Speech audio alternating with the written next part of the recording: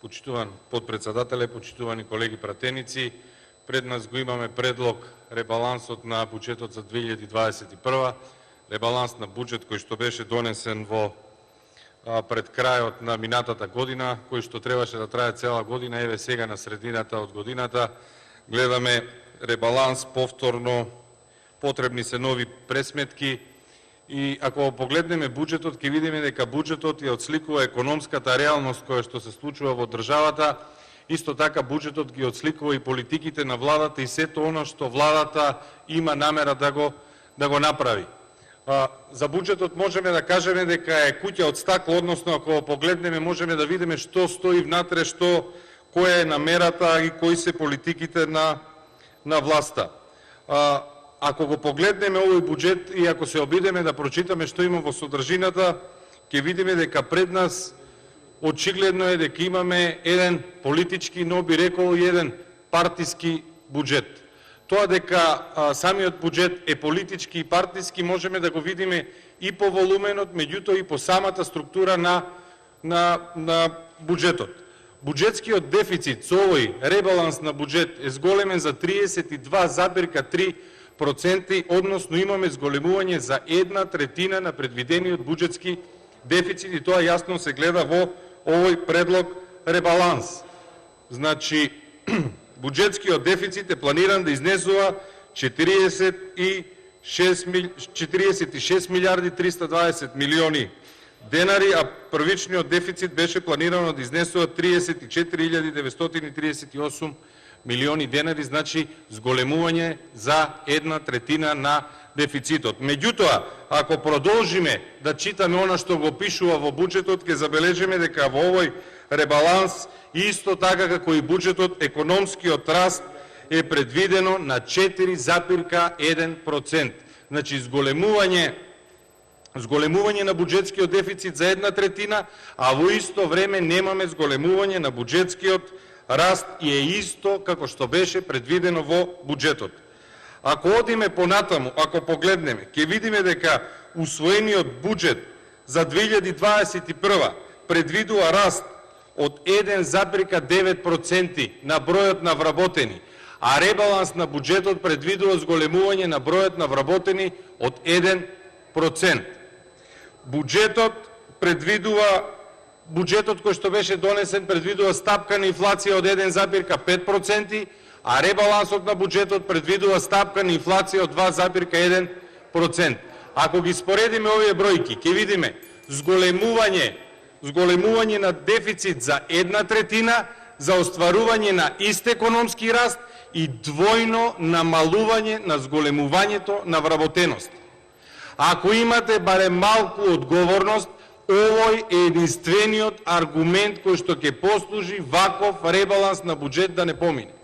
Значи, со истото планирање, со помала стапка на буџетски дефицит за 32%, сте планирале зголемување на невработеност од 1,9% декември 2020, сега 6 месеци подоцна трошите 33% повеќе, поголем дефицит создавате, а го намалувате вработувањето за двојно, односно од 1,9% на 1%.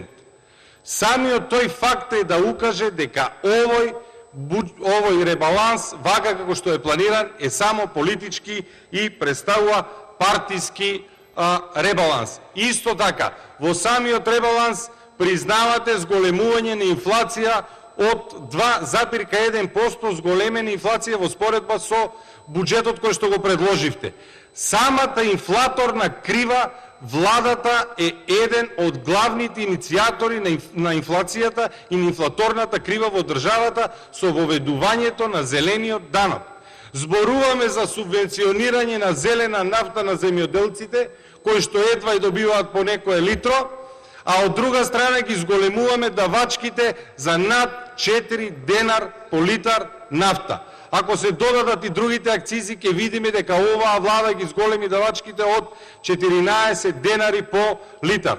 Па ако се вратите назад во времето, уште пред цела декада, кога цената на суровата нафта изнесуваше $150 на светските берзи, а цената овде во Македонија беше 77 денари, кога достигна рекордно ниво беше 77 денари. Сега цената на суровата нафта на светските берзи е двојно поевтина, некаде околу 75 долари за барел, а ние имаме цена на енергенсите кои што изнесуваат 74 денари и владата овде не застанува, таа планира да воведе уште една давачка за дополнително подгревање на инфлацијата во државата.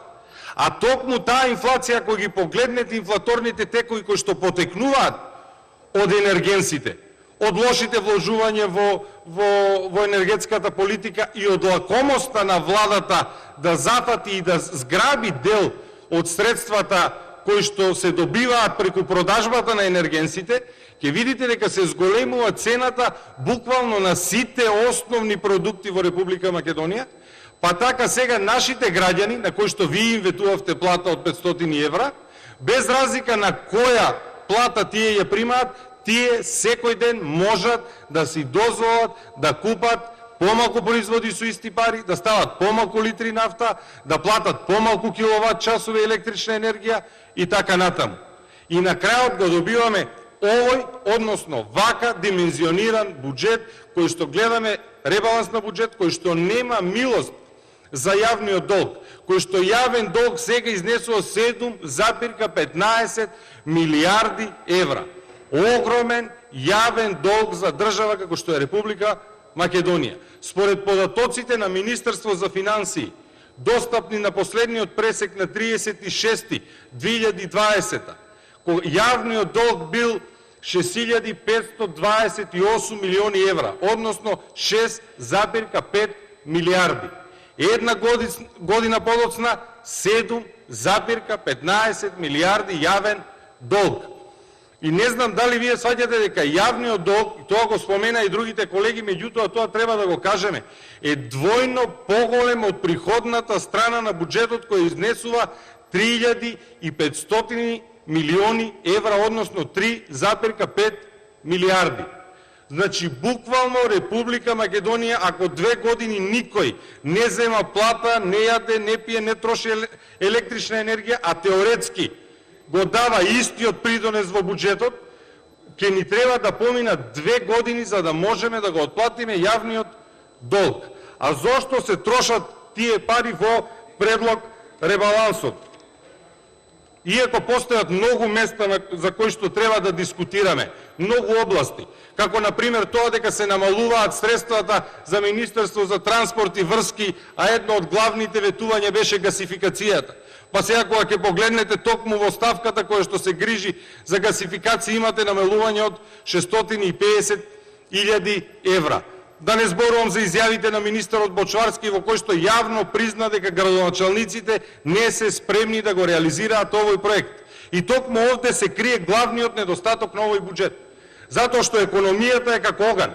Доколку вие немате инпут, доколку не внесувате средства, ќе се случи да загасне и да се умртви една економија. Владата на СДСМ, сакајки да оствари трансфери и сакајки да пушти пари во оптек, меѓутоа, не можејќи тоа да го направи преку реализација на проекти, затоа што немаат луѓе кои што имаат капацитет да ги подготват, изработат и реализираат проектите, се сведува само на трошење на плати, на доместоци за плати и ваучери.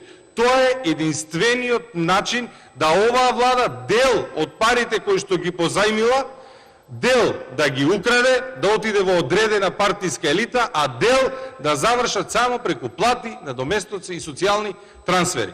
Погледнете ги ставките во буџетот кои што се однесуваат само на платите. И од овде, како што реков, затоа што буџетот е како една стаклена куќа во која што можете да видите што има внатре и што се случува. Ако ги погледнете вишокот на средствата, милионите денари кои што се предвидуваат во различните ставки за плати и надоместоци, и ако пресметате дека од прилика еден административец годишно може да чини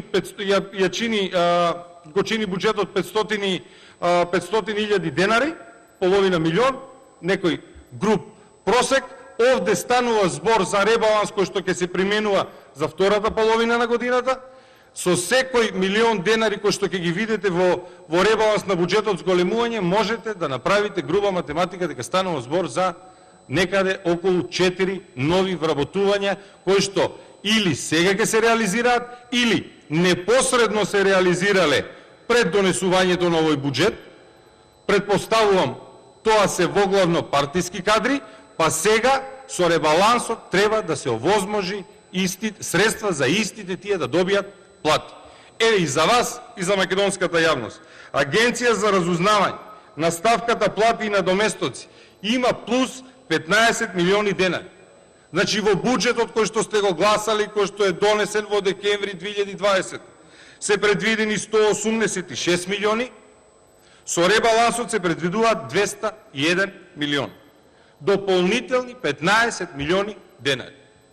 Грубо кажано, тоа се некаде околу 60 нови вработувања, затоа што зголемување на платите нема. Државен завод за ревизија, плати и зборувам само за ставката плати и надоместоци, плюс 8 милиони денари. Во буџетот плати и надоместоци изнесувало 86 милиони, во ребалансот 94 милиони 698 илјади денари. Ревизорско тело за ревизија на инструментот за предпристапна помош, плюс 1,2 милиони. Тоа ти се 4 или 5 нови вработени. Служба за општи и заеднички работи на влада, плюс 4 милиони денари. Државно правобранителство на Република Македонија, плюс 30 милиони денари. Во буџетот било предвидено 78 милиони, со ребалансот 108 милиони 846 илјади. Министерство за политички системи и односи меѓу заедници, во делот кај администрација, плюс 7 милиони денари. Агенција за управување со одземен имот, плюс 2 милиони денари. Плати и надоместоци, плюс 2 милиони денари. Дирекција за заштита и спасување, плюс 3 милиони денари, зборувам само на ставка и за сите кои што ги читам се само ставка за плати и надоместоци. Центар за управување со кризи, зголемување од 9 милиони денари. Во буџетот 137 милиони, во ребалансот 146 милиони 222 илјади. Агенција за национална безбедност, зголемување од 6 милиони за плати и надоместоци. Управа за извршување на санкции, зголемување од 19 милиони. Од 579 милиони предвидени во буџетот на 598 милиони предвидени со овој ребаланс. Управа за водење на матични книги, плюс 5 милиони денари за плати и надоместоци. Министерство за надворешни работи, плюс 4 милиони за плати и надоместоци. Министерство за финансии, плюс 8,5 милиони денари за плати и надоместоци. Царинска управа, плюс 30,5 милиони денари за плати и надоместоци. Управа за финансиска полиција, плюс 2 милиони денари. Буџет 48 милиони, ребаланс 50. Институт за стандардизација, плюс 2 милиони. Државен пазарен инспекторат, плюс 7 милиони. Буџет 146.000, ребаланс 153.000. Државен инспекторат за техничка инспекција, плюс 2 милиони денари за плати. Министерство за животна средина и просторно планирање, плюс 2 милиони денари за плати. Во делот администрација, плюс кај Министерство за животна средина и просторно планирање, плюс 7 милиони денари. Од 102 милиони предвидени во буџетот, во ребалансот се предвидени 109 милиони 680 илјади. Во делот администрација, плюс 10 милиони. Министерство за земјоделство, шумарство и водостопанство, плюс 13 милиони. Во буџетот предвидени 462 милиони, во ребалансот 476 милиони за плати и надоместоци. Агенција за финансиска поддршка во земјоделието и руралниот развој, плюс 10 милиони за плати и надоместоци. Регионални центри за стручно образование и наука, плюс 8 милиони денари за плати и надоместоци. Министерство за информатичко општество и администрација, плюс 3 милиони денари зголемување во споредба со буџетот кој што беше донесен за 2021. Министерство за локална самоуправа плюс 2 милиони денари за плати и надоместоци. Агенција за иселеништво плюс 1 милион, Државен архив на Република Македонија плюс 7,5 милиони денари. Инспекцијски надзор и заштита на архивска граѓа плюс 5 милиони денари. И сето ова, кога ќе ги погледнете цифрите и кога ќе погледнете дека со ребалансот предвидувате двојно помало зголемување на вработеноста. Значи со буџетот сте предвиделе 1,9, со ребалансот предвидувате 1%. А имате зголемување на ставките плати и надоместоци, односно се планираат нови вработувања во јавниот сектор. Самиот ребаланс ви укажува дека вие целосно сте се откажале од зголемувањето на вработувањето во реалниот сектор. И тој 1% кој што планирате да го реализирате е сконцентриран во администрацијата и токму со тој се обидувате да се креира атмосфера на предизборен подкуп, меѓутоа, верувајте ми дека поради зголемувањето на давачките кои што ги споменавме, верувајте ми дека поради инфлацијата и поради новите давачки за нафта и поради акцизите, тоа нема да ви успее. Вие ќе доживеете тотален дебакл на локалните избори, ама за жал ќе остане огромната дупка во јавниот долг, која што со долги години подоцна не може да биде сервисирана поради неодговорното владење на Зоран Заев и без послушноста од владеачкото мнозинство кое што доаѓа без никакви прашања, без никаква сомнеш во сето она што го предлага владата. Па на вака конструиран ребаланс на буџет во кој што имате зголемување на дефицитот за 32,3%, како владеачко мнозинство, како луѓе избрани од народот, не знаевте да дадете поддршка на едноставни амандмани кои што беа предложени. Едноставни амандмани како што е да се обезбеди канализација во Чифлик, како што е да се обезбеди реконструкција на водоводната мрежа во Зрновци, амандмани како што е да се обезбедат 50 милиони денари за интервентен откуп на Оризот. Еден ден по завршувањето на комисиската расправа, во кој што владеачкото мнозинство гласаше против амандманот со кој побаравме да се обезбедат пари за канализацијата во Чифлик, луѓето излегоа на протест да протестираат, да барат да им биде направена канализацијата и нема никаква представа дека еден ден порано владеачкото мнозинство, кое нема милост ниту за јавниот долг, нити за степенот на задолженост, парите кои што треба да ги употреби за да ги подобри условите во кои живеат, ќе ги потроши само за плати, за надоместоци и за нерационални трошења. И затоа што за оризопроизводителите во Кочанско, кои што не беа споменати ниту опфатени со ниту еден пакет мерки за помош, побаравме средства да се обезбедат за интервентниот откуп, затоа што, верувајте ми, откупот на ориз во Кочанско е стопиран или е со катастрофален низок капацитет на откуп и со катастрофално лоши цени, може да ни се случи да ни останат неоткупени огромни реколти и земјоделците, односно оризопроизводителите од Кочанско да претрпат огромни штети. Меѓутоа, за жал, ова владеачко мнозинство не најде слух или доблес да прифати барем такви амандмани во кои што не се бара повеќе, се бара канализација или се бара водовод, а има доста ставки и места во кои што владата предвидела неразумни трошења. И на едниот и на другиот начин парите ќе завршеа во македонската економија, меѓутоа, ако го одберевте патот да направите канализација или водовод, ќе добиевме и определен капитален проект.